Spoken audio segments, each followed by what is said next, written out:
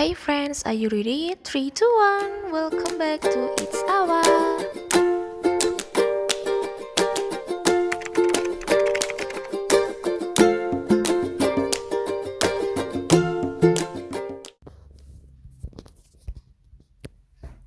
Hello, welcome to my channel It's Awa. If you are a new viewers here, welcome to the club because today will be a very super productive day for me with all coursework. Okay, but don't be weak and do your work today because the proverb say, study now, be proud later. Let's start. What is your natural reaction to this? What? This is the way a lot of you ask people to repeat things. You just say what or say what? And depending on intonation, people can get offended. If you say what? This is really impolite. If you say what? People will think you'll be surprised. So there are other ways to ask people repeat something, and we're going to talk about these things in today's video.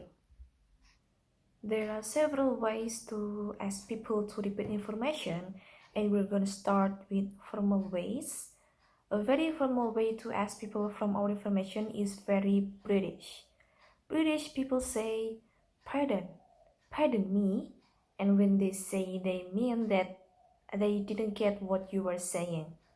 So you're supposed to repeat things. You could also say sorry or excuse me. So when you don't understand something, you just say excuse me, and with the intonation, and maybe you show your ear, people wouldn't understand that they need to repeat things.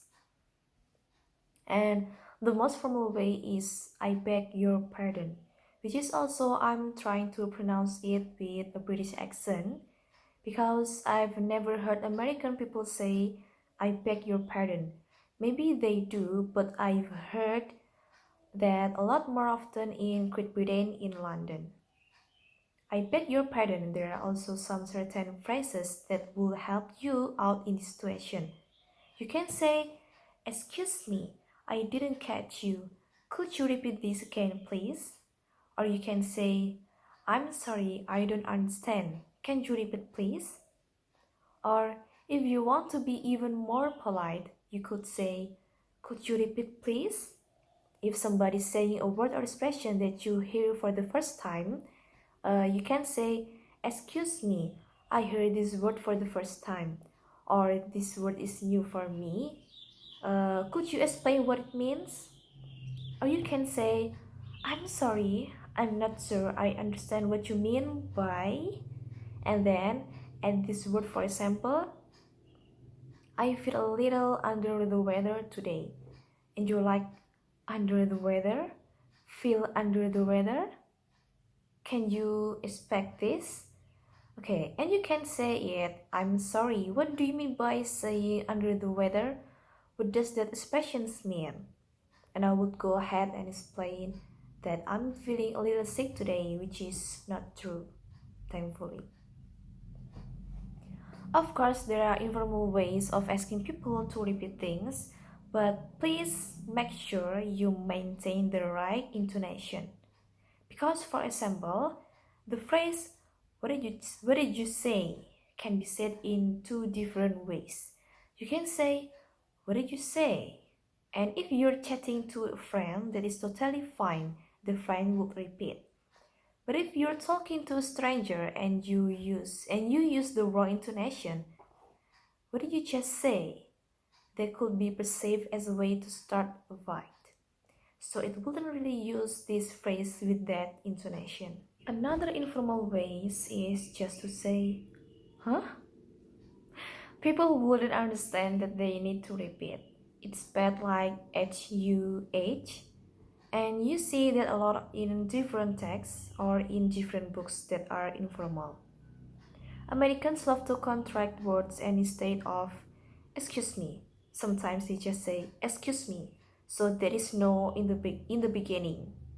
They just said excuse me. You can also say what was that?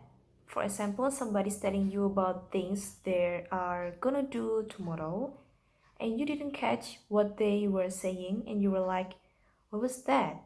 And they're gonna repeat. In the last race in this informal section is something that can be used when you were focused on a different thing. For example, you were reading a book or you were meditating and somebody start talking to you and you stop meditating. You're like, hmm? This is HMMMM if you spell it, and this phrase would let people know that you didn't catch what they were saying. Okay, let's wrap up this video with idioms. And remember, idioms are phrases that you cannot translate verbatim, which means word to word, because if you try to translate them word to word into your own language, you're gonna get something that doesn't make any sense. Okay, idioms. The first, this is all Greek to me. That means I don't understand a word.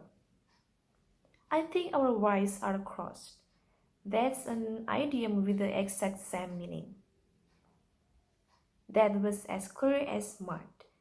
This actually makes sense because mud is not clear, mud is dirty, and if something is as clear as mud, and it means you can see through it's non-transparent, you don't understand.